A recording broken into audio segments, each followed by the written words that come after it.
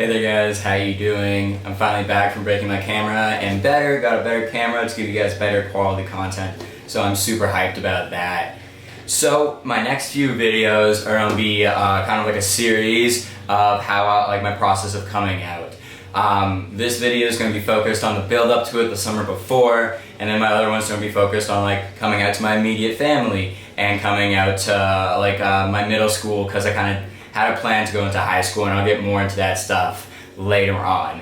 But to start, we're going to be starting on the summer before I came out. It was a really important summer for me because I feel like it really built up and had like a butterfly effect onto the rest of my coming out kind of process. And what happened in the summer was it actually was a really dark summer for me. I was really depressed a lot of the time, and I spent a lot of the time thinking and alone.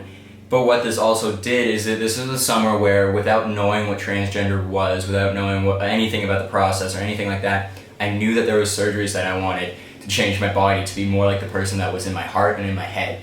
So, in this summer, I came up with 3 options to just what I could do with these feelings and moving forward, what could I do. And all these options were based off of not a lot of education, fear, and a level of self unacceptance and hatred that came with this whole process and trying to accept myself. And I think that has a little bit to do with conversion therapy, but I'll dig deeper to that in a bit. But we'll start with the first option that I came up in the summer of figuring out that I knew I wanted to change things, but was had no clue where to start, and was also really scared of telling anybody. And so my first option was actually to run away. It wasn't to come out to my family. It was based off a movie I saw when I was younger, where a guy runs away because whatever drama going on in his life, changes a bunch of has a bunch of plastic surgery, and comes back and reintroduces himself to his family. And I don't remember the movie. I remember it being a race car movie, something honestly quite irrelevant to what we're talking about now, or what I was thinking about at the time. But the plot stuck with me. The idea of being to run away, do everything you need to do, and then come back and kind of reintroduce yourself as this new person was something I was really intrigued. Especially when my whole thing is I was quite scared to tell anybody. I was quite scared, I think partly because of conversion therapy and teaching me that these feelings are wrong and that I shouldn't have them. And so when you're taught that, the idea of other people accepting these feelings you're having is hard to understand and believe and comprehend, I think. And then there's also, there's so much just fear that you're going to tell someone that's really important to you and them reject you. And sadly, that's a real possibility with transitions, is sometimes that you have people that aren't the most open-minded, that are important kind of aspects in your life. And that's always a scary thing, and I was really grateful and lucky enough that I didn't go through the process of having too many people, maybe 1 or 2, not accept me for being me, but within people that I knew. But in general, I was still quite lucky enough to have quite a bit of support, but yet this thought was still so overwhelming that what if that somebody I love is just no, this isn't cool, I'm not accepting you. And so that was something that was really scary at the time. So being able to just run away, do everything, and then come back, and no matter what they said, it was already done. It seemed like it was going to be an easier way to handle everything, which is crazy to think about, because I know it would have been, looking back, I now know it would have been a really, really hard time. It would have been, I would have made my struggle a lot more intense. I would have been lonely a lot, and who knows if I even still would have been here if I tried to run away and do this all by myself. There's also the factors of you can't actually do much till after you're 8, you can't do anything till you're 18 if you don't have a parent to sign off on things, medically speaking. And then also having support is a huge part of being able to overcome a lot of the challenges I faced in my transition. So the idea of not having any support because I ran away and was going to do all this is crazy. But it was my first option because I was so scared to tell anybody. And I think being scared to tell people kind of leads into this second option. And my second option was suicide. And I debated putting this in the video because by no means is it a good second option, but it was my second option at the time. Because I was in a very, very dark place. And I couldn't see an end to the dark place.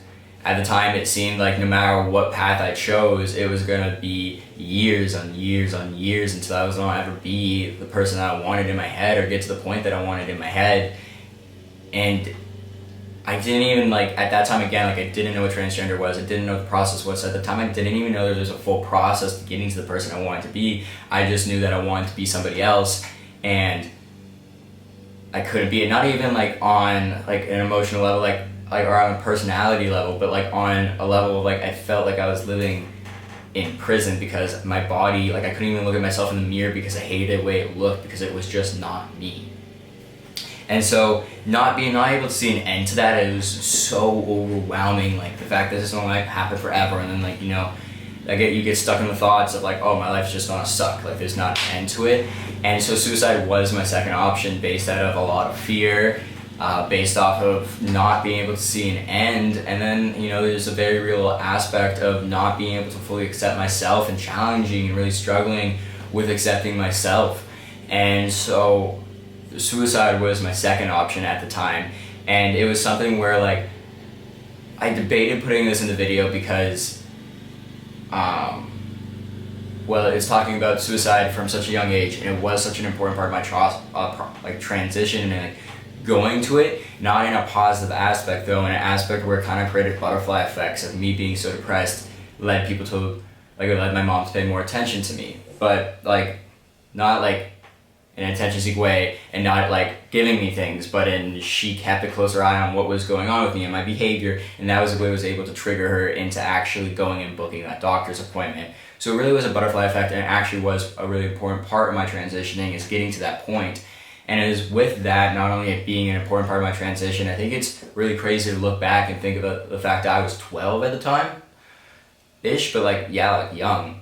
And, like, I, of course, didn't at the time think I was young, but looking back, you know, a 12-year-old kid thinking about suicide is pretty crazy. Like, that's a really young age to be thinking about ending it all when you barely even lived. And I think the reason I decided to really want to be talking about this whole before half and the importance of it is because that feeling of feeling isolated, alone, and having these thoughts of just wanting to end it all is not uncommon in the youth in the LGBT community, and that's why we see such high suicide rates. And that's something where, like, I can relate to when I was, like, lucky enough to have support in my life. But when people don't receive support when they're in similar situations, going through coming out or their transition, like, you don't really know what someone's going through, so by just showing them the respect and by accepting them, it can actually go so far. And that's why, like, when people say using proper pronouns save trans kids' life, like, they aren't lying, because you don't know what's going on in that person's head. And I'm a really good example of, like, how bad things can get at such a young age when you know who you are in your heart, but you can't express that to the world.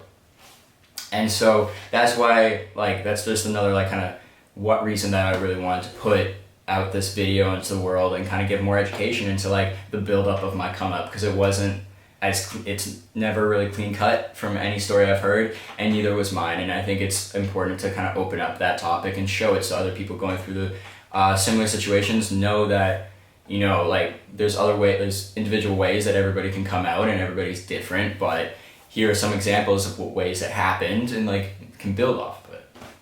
So, my third option, kind of circling back around, was actually coming out to my family. It was the option that I did, and it was the option that changed my life. And so it's crazy to also think back and look at, like, see the fact that, like, my last option was the option that I ended up going with and ended up being the best out of all the options that I had come up with.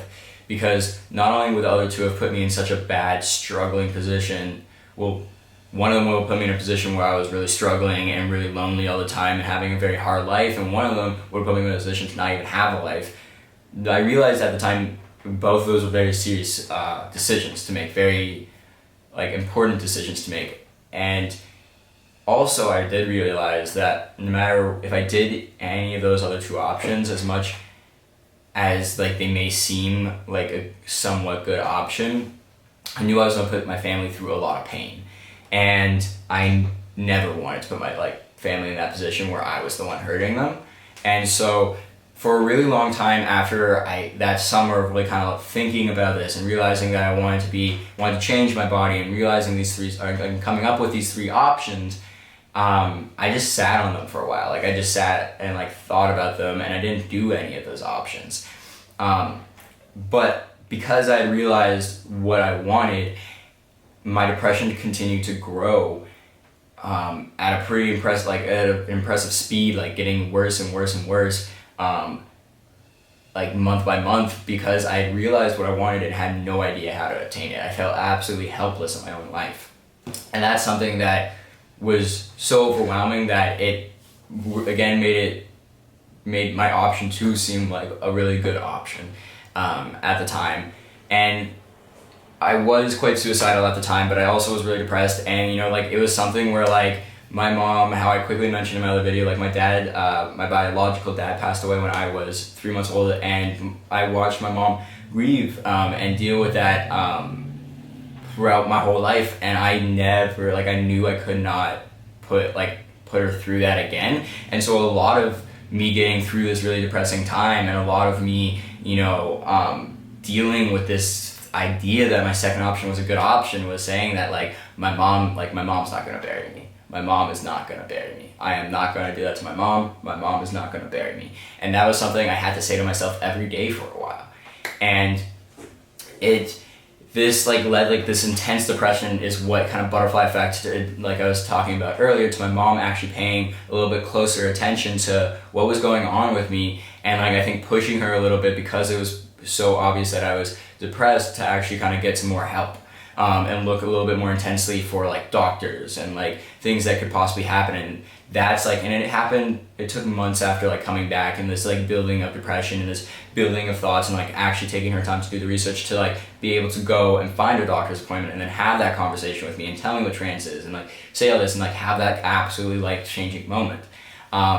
So as much as depression is a really deep topic in this kind of video, it is such an important part of my whole coming out process, because it is what kind of butterfly affected my mom to intensely look for a program, because she sensed that I really needed some help at the time. And I know not everybody can relate to this, because I know for the most part parents don't usually confront their kids about being transgender or gay in a healthy manner, and it's usually the kid coming out to their parents. But a big reason I wanted to make this video as well is because I wanted to show different options just all around of ways that you can support your trans friends or your trans family, because my mom was and is an amazing woman that was able to help me in a time that I was so incredibly lost and had no idea what to do. And she didn't either, was the thing though. There's not a lot of advice, or there wasn't, at least, I'm not sure about now, but there wasn't a lot of advice for trans parents on what to do in these type of situations when your kid's going through something like this, and you can tell they don't like their gender, and they can tell that they're getting more and more depressed. There wasn't help as a parent point of view. And so she really had to research and do a lot of things on her own to be able to help me out. And even at that point, a lot of the time she didn't know she was doing the right thing, but I promise you she was. And that right thing was choosing to love me no matter what, and choosing to help me and be by my side through this whole transition no matter what. Those 3 things, no matter how much anything else affected in between us, gave me so much support. And 1, on a very, very real note, is the reason I'm still breathing today. And 2 is a big reason that I am who I am today, and by her doing that completely changed my life in such an amazing, wonderful way. And so, but since there isn't a lot of advice out there, I wanted to share this story of how my mom was able to support me, for anybody who looking to maybe from some help to be able to support their trans family members, or a trans friend that is really struggling, and by kind of showing how much just loving and accepting can go, it's I think it will I just want to open up some people's minds to how far I think loving and accepting someone can go. And so that's about it for this video. I've talked about the 3 points in my summer before, and kind of how that's butterfly affected, And so for my next video, I'm gonna be talking about my family, my intimate family, a little bit more. So like my sister, my mom, and my dad, and like coming out to them in that process. I've talked a little bit about my mom, but there is just, because my mom was a major support and like is the person that like went through this transition with me probably the most intensely, because she was with me at all my doctor's appointments and like that kind of thing, is I'll talk about more about her in my next video, even though I've talked about like coming out to her quite a bit already. And then I'm gonna talk about like how like coming out to my sister happened, as well as like coming out to my dad happened, and things along that, and then continue with friends and middle school afterwards. So I'm super excited to release those videos to you guys, so stay tuned. They're coming out soon. But that's it for now. Thank you guys so much for watching. I really appreciate all your support. I can't thank you enough for everyone that's been giving me a bunch of love on this journey. It really means a lot to me. So yeah, thank you guys so much.